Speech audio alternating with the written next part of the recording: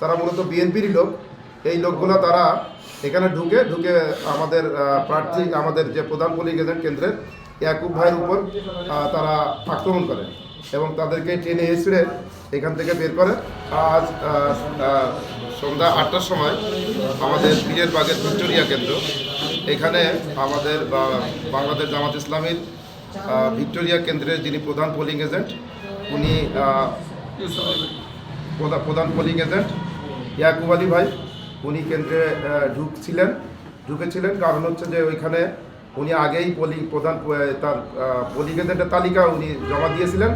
পরে ওনাকে বলা হয়েছিল 8টার দিকে যেতে, প্রিজাইডিং অফিসারের পক্ষ থেকে ওনাকে বলা হলো 8টায় ওইখানে হাজির থাকতে, উনি যাতে করে ওনাদের ভিজিটিং কার্ডটা ওনারা সংগ্রহ করতে পারেন।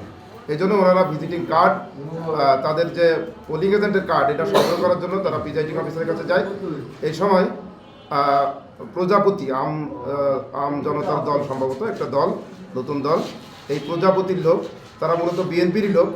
এই লোকগুলো তারা এখানে ঢুকে আমাদের প্রার্থী, আমাদের যে প্রধান পোলিং এজেন্ট কেন্দ্রের ইয়াকুব ভাইয়ের উপর তারা আক্রমণ করে এবং তাদেরকে টেনে হিঁচড়ে এখান থেকে বের করে। এই ঘটনার সাথে আমাদের ওই পীরের বাগের ওয়ার্ড সভাপতি আমাদের ইউসুফ আলী ভাই যখন ওখানে যায়, তখন তাকে মাথার উপর একটা কোপ দেওয়া হয় এবং উনি রক্তাক্ত হয়ে যান। রক্তাক্ত হয়ে যাওয়ার পরে উনি সেন্সলেস হয়ে যায়।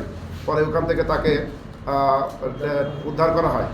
উদ্ধার করার পরে তারপরে আমাদের সবচেয়ে বড় ব্যর্থতা, আমরা এটাকে প্রশাসনেরকে জানানো হয়। প্রশাসন, বিশেষ করে সেনাবাহিনীর একটা দল, তারা 1.5 ঘন্টা পরে এখানে হাজির হয়, যেটা খুবই দুঃখজনক যে তারা এটাকে আমলে নেয়। তারা লোকজন ইতিমধ্যে বিএনপির এখানে প্রায় 1000 খানেক লোক তারা কেন্দ্র দখল করে নেয়। এইখানে তারা অশ্লীল গালিগালাজ করতে থাকে, তারা মানে জামাত শিবিরের লোকজনকে খুঁজতে থাকে।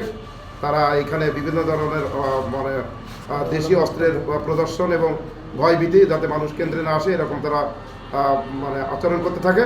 এক পর্যায়ে সেনাবাহিনী হাজির হওয়ার পরে তারা সেখানে আমাদের ভাইদেরকে উদ্ধার করে, আমাদের ভাইকে তারা মানে আটকে রেখেছিল যারা, সেখান থেকে তারা উদ্ধার করে এবং সেনাবাহিনী আশ্বাস দিয়েছেন যে এই ঘটনায় যারা জড়িত, এই প্রজাপতি দল বলা হচ্ছে যে প্রজাপতি মার্কা, আসলে তারা বিএনপির লোক, তাদেরকে গ্রেপ্তার করা হবে এবং আইনগত ব্যবস্থা নেওয়া হবে, এই মর্মে তারা আশ্বাস দিয়েছেন।